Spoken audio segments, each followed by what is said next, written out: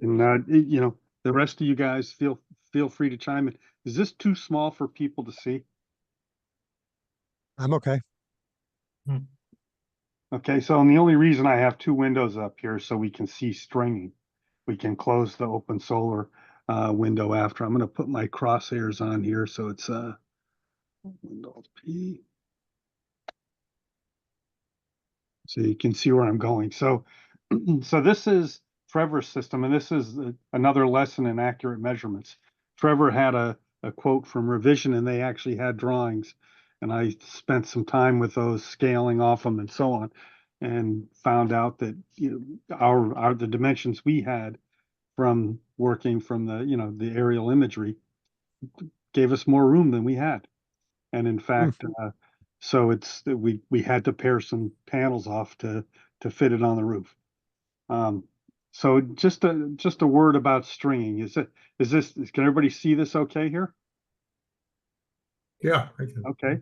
So I went and I went and took these two panels and these four and put them on one string. It's we could certainly do more, but it also has to do where things are on the house. So this is going to come across, and then we're going to have to put an extension on it and tie it into the string here. And the strings in the case of end phase are all in parallel. So it's like your 10-2 that you get, that runs through your house, just without the ground wire. And so you get splice those together either with a connector or a small junction box and keep on going. So and we were going to put the solar deck or the pass through up here underneath one of these panels. So this string is going to come from here, tie into here. And then this is a cathedral ceiling, so we can't get in there. So we'll run conduit up this roof section and into the solar deck. And then this is another string. And again, we'll have to put an extension on it and run it up to here. Then here's another string. And in this case, we'll probably just do a center feed. So again, you can get these, $6 junction boxes on Amazon and then just run a short line up there. And then this here, in the case of landscape panels, you need more space between the connectors. Then they sell both landscape and portrait versions. So one of the things you can do is you put the inverters on the top rail of one of the bottom row and the bottom rail of the top row, and you can zigzag between. So in this case, OpenSolar doesn't show it well, but this would go across here and we'd come up to an inverter that's right close to the left edge here on that landscape panel, come back down, go over and then back up here, and with a little bit of, and we may have to get one extra connector to make it to the solar deck. But you can, and this one here is also on this string. In this case, we'll run it, through the side of the house and tie it in parallel with this string that only has 6 or 7 panels. So it's important to understand the stringing, and we'll go over it again when we go into the tool, the design tool. So this is the design tool, and what the thing we really keep away from everybody is the extraction. There's a program that uses an API with OpenSolar, and it extracts the information from your designs, and we paste it in here. And so it's only Herb knows what everything is here. Although if I disagree with that. Steve knows every bit as much as I know. If you're diligent, you can reverse engineer it a little bit. I would say, yeah. So it's Adam Jacobson knows more than both of us because he's the one who coded the API.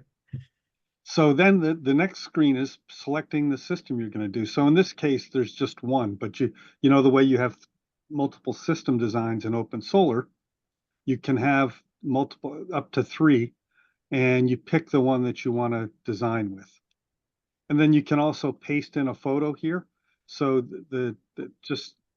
for those of you that aren't intimate with Google Sheets, if you pick here and you go insert image in the cell or just at its full size, we put it in the cell, and that way it can be copied just like a formula, or linked just like a formula Mhm. between cells. So you insert an image in a cell. I'll go plug something in here. You can go browse. I'll just stick this in here. We can, come on. So that, and those images were just, screen clips, using the clipping tool. So it pops it in and it fits it into the cell. So it just, and this is useful because it gets caught, it's linked to the Eversource interconnect and throughout the process. So you have a picture to reference, and you need a picture in the Eversource interconnect application. So then we get to the design worksheet, and I'm not going to do this because I've already, well, I suppose we can. That's there's a macro here that kind of resets everything. Is that probably the best way to put it, Herb? Mhm. It's so we'll run this script. So, and we're going to reconstruct everything from, and so I'm going to go back. It even made it back to 100%. So it went in and it did a lot of this stuff. So we're going to we're just going to work our way down and across. So but you can see that it populated, it put in our inverters and some of the data about the inverters. It populated some of this. So it says it's a micro inverter, 240 volts. If you were using string inverters, it would ask you if there's optimizers or not. Do you have critical circuits? So we don't have any in this. And a lot of this dictates these images here. Herb has prepared for every case. And when you pick these things, it helps, it populates that image and populates some other things as well. So now it's, that was the image that was there. But anyways, it's grid tied. Wow. So there it is. And that's the image that gets populated. And down here, there's some other things. In Trevor's case, we only have one roof penetration. And this is really to populate the bill of materials. We don't have any ground mount um, uh, J boxes. And we're gonna ignore this is your wire lengths, and we're gonna ignore that until we start to populate these branches. So let's see, did it bring it over? We're gonna go over here and we know all these are N-phase microinverters. And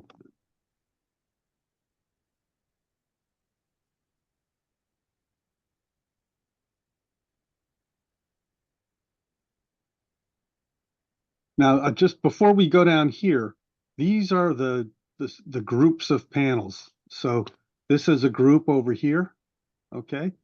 This is a group. Here we have a group of two and so on. And you can assign more than one. If you're going to tie two of them together in parallel, which you might do both with string inverters and microinverters, you can say, okay, this is going to be 1 and 2, right? And so that just tied them together in parallel. And anyways, so that's part of what we're going to do here. And it's another reason why I picked this example. But right now we'll leave that alone and we'll start here. We're going to start with this. And quite honestly, I usually just go type right over this stuff and just work from the design here. So we're going to take two of them, and then I'm going to ignore all the errors there for now, unless Herb tells me I'm getting in trouble with this. And then I've got 4 more here. And that's going to be 1 and 2. Get rid of this for now. And you can see it's already calculating the number of amps there. The other things here, this portrait or landscape is so we know which cable to order, whether or not it's, call it 4.5 feet long, or whatever it is, 8 feet long, whatever you need for I don't know the exact dimensions, but good for portrait or good for spanning landscape. And this is for extension wire. If you have to go, in this case, we have to get an extension to go from here to here. So for this one that's 2, so that's about, and no illusion of accuracy here, but this is about 6 feet. So we're going to make it, I'm just going to put in 20 feet for, just to rather be safe than sorry here. This isn't what we're buying from. It's for calculating voltage drop. It will come out in the list, but it's not in the critical path to have exact numbers here. And then this one here is going to have to go, the 40, call it 80, and then, this is about 12 feet up here. So we'll call it another 7 and 12, 20 feet or so. We'll call it 25 feet. And did I do that? Yeah. And then we're going to go to the next one here. We'll go here, and this is 1, 2, 3, 4, 5, 6 panels. And here it's call it 6 feet, 8, 14, 15 feet or so of extra. And it's not typical with string inverters to have to put these long extensions on, but in Trevor's case, where he's got the cathedral ceiling and can't get under the roof, he doesn't really have much of an option but to run up over the roof. Henry, in your case, you'll just put solar decks in, so you're not running cables all over the roof or conduit all over the roof. So we've got this section taken care of. This array here is, let's see. Whoop. Usually it's easier for me to just, it spans 2. So I've got 5, 6, 7, 8. So this is 8. If I counted correctly. And in this case, we don't really need any extra. We might put an extra connector in. So that's another thing. So let's say we don't, we are going to have to put a little piece in here, right? If we're going to do the center tap. Yep. So we'll account for that here. 5 feet sounds fine. And then we're going to go do this next one. So we've got the 2 here, and we've got, for this one, we've got to make it all the way over here. Well, this is 40 feet, so that's 20 feet, call it 24 feet and a few extra. So let's call it 30 feet.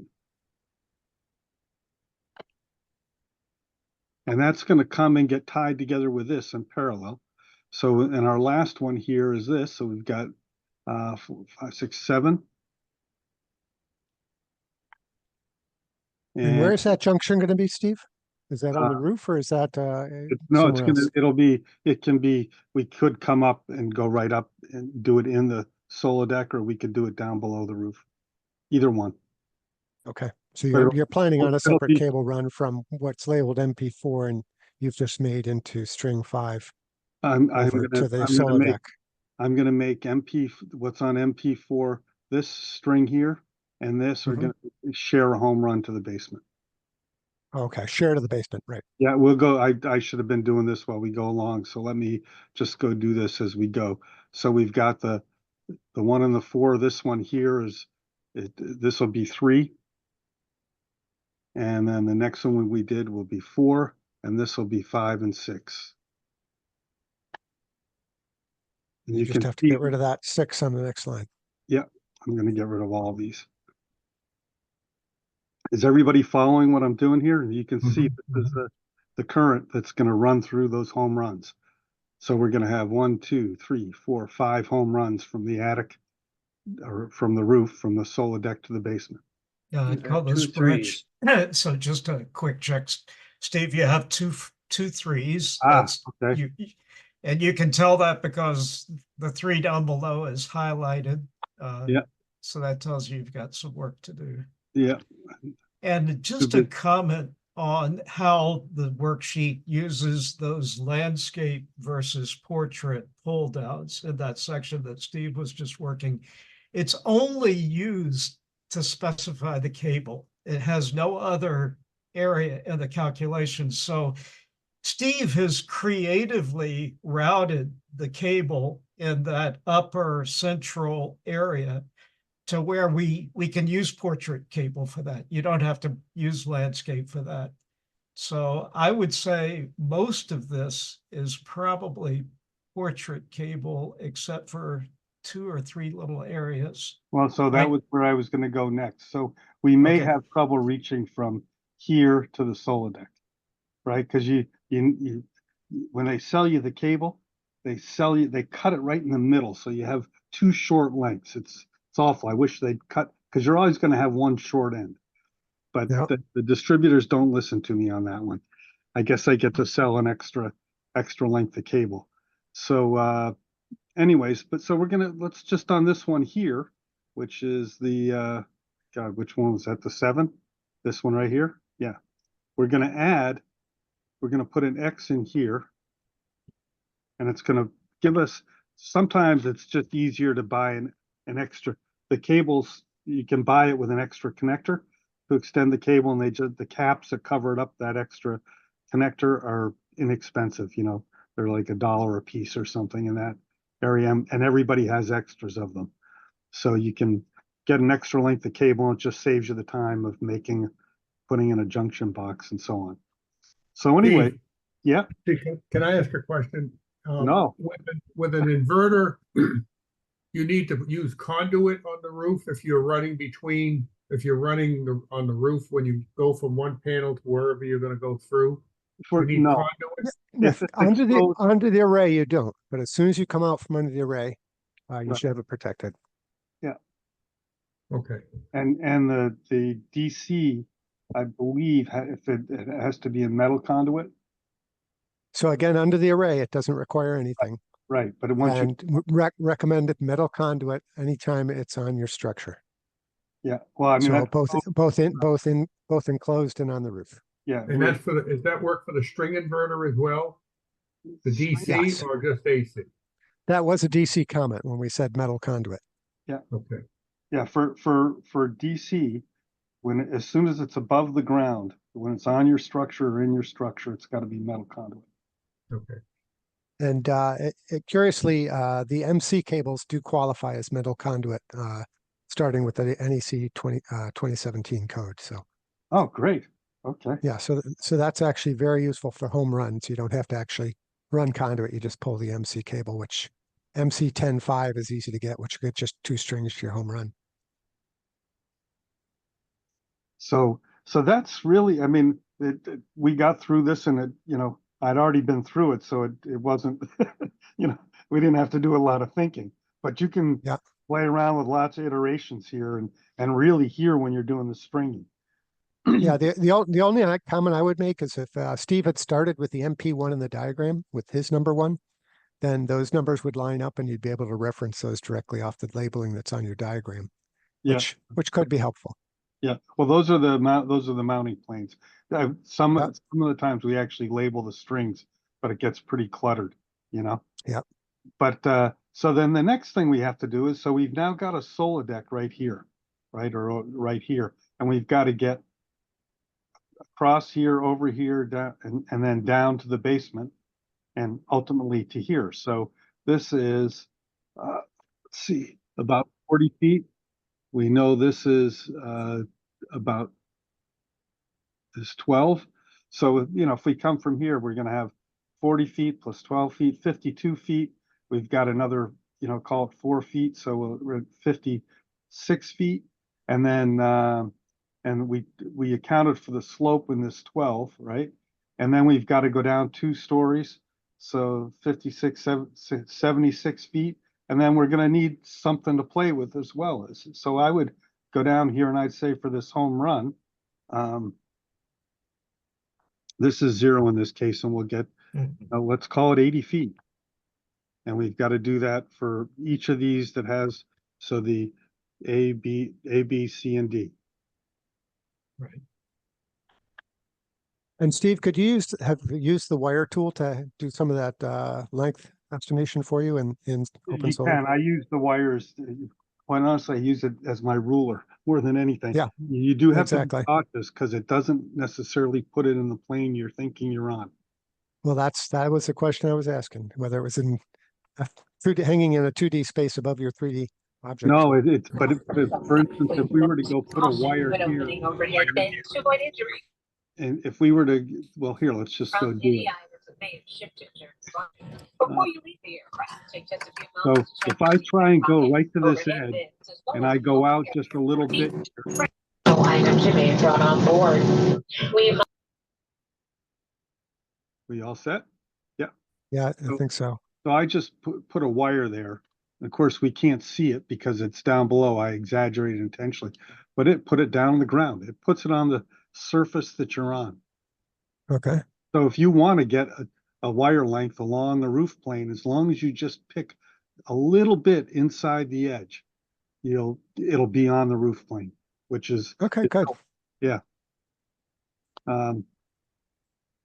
So anyway, so now we've got all, and these, so this is the distance between your service from the grid and the disconnect.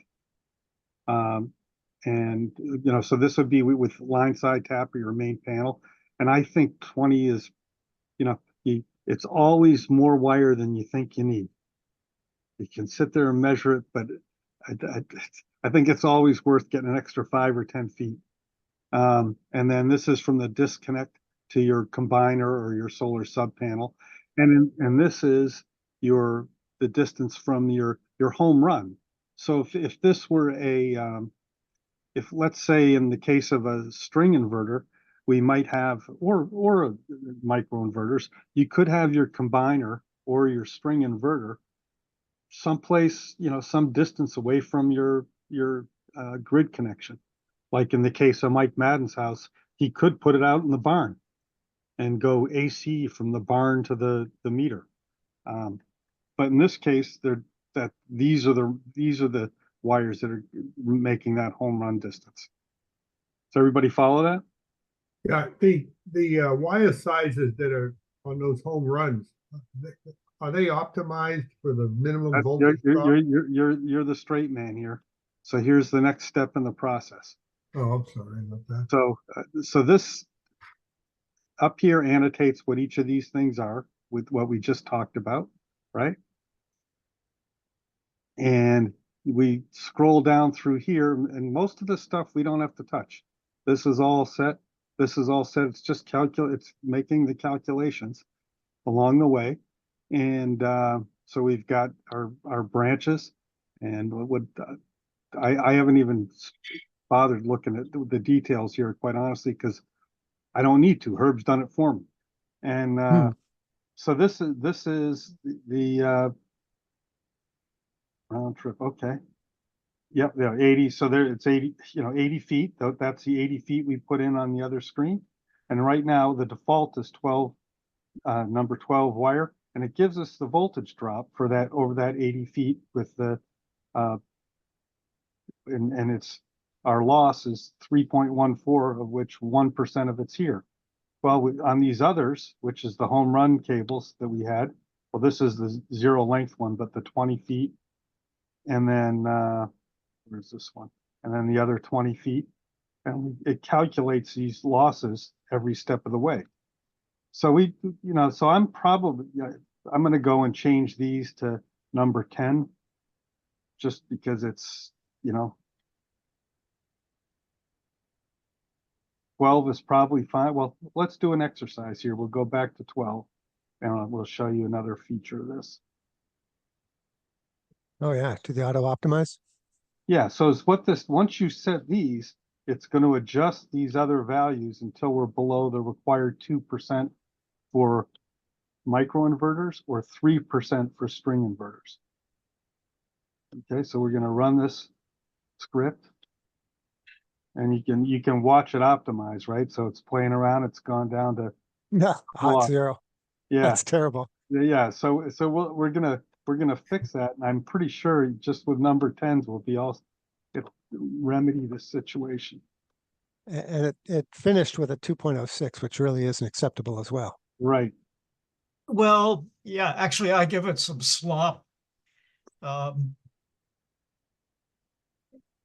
But you probably wouldn't leave that and go order your materials either, would you, Herb? Well, I think we can come back to this. We're using resistive plus reactive, whereas, so I'm willing to give it a little bit of a tolerance. Whereas if we were using purely resistive, I would shoot for 2%. So, But anyway, so we just used the Yeah. optimize, right? We're now below 2%. And, number 4 wire for those short distances down by is pretty easily, it's pretty manageable and it's not too much of it. Number 4, though? Yeah. That still seems heavy to drag on the roof. It's not on the Oh, no, roof. no, no, That's no. all down. Oh, at the- those are down at the bottom. Okay. Yeah, so if we go back here now, we'll see that it populated the wire size. So this is from your connection to the grid to your disconnect switch, and this is from your disconnect switch to your combiner. And this is, so those are 2 short lengths of number 4, and from the roof we're running number 10. Make And it's sense? assumed that the runs in the table that it has the 20, 25, 16, 5, 30. Are those annotated as well? I don't, what's your question? I don't understand question. The string or branch circuits. Oh, yeah. Well, it's A is this one here. Yeah. Right. So that's 1 and 2 in parallel. B. Yeah. Well, So those are the 80-foot home runs, but the right. 25-foot you've got on the roof for going back to the solar decks. Oh, those don't show up here. They show up. And it's really that's primarily there, Chris, to calculate the additional resistance. If you have, Yeah, I was wondering if they showed up in the optimizer though, and if that would get you back to 6 gauge or something for the bottom wires if you beef those. They are accounted for in the optimizer with the assumption that they're all 12 gauge. You right. could change that, but we're assuming 12 gauge for all So you're of that. assuming 12. Okay. So it's I know it's in some of those in the past, Herb, you'd recommended 10 at the first Yeah. first right. connector. And we can Just to- change it to 10 if we're in trouble, but so far 12 seems to satisfy most of the use cases we've looked at this year. Okay. I'll show you, Steve, Steve is going to show you where that shows up in the catalog. But okay, while you're on this page, Steve, Yeah. Scroll down okay. the wire. Yeah, yeah. You can show the wire choices. Right, and so 12 is showing up. 100. You see up above. You can see 110 feet of black and red THHN. Right above that, we could also have the option of just running raw Q cable, Mhm. but this running black and red is cheaper. I mean, we're not talking much money here, but Well, it depends if it's on the roof though. We're gonna want to run Q cable. yeah. So I mean, this is a great tool. Doesn't do everything. So if you're on the roof and it's exposed, you're gonna want to run, either solar wire or Q cable in the case of string inverters, and Q cable in the case of microinverters for those extensions for the portion that's on the roof. Once you get in the house, you can, if it's microinverters, you can just run THHN through PVC conduit, and in the case of string inverters, you're going to run your DC THHN through metal conduit. So this is, you know how much you need, and you may change which type of wire, that you're going to use. But anyway, so that's this kind of are all the building blocks of what you need to, and then we'll further on, the tool goes and puts it in our standard template for getting quotes.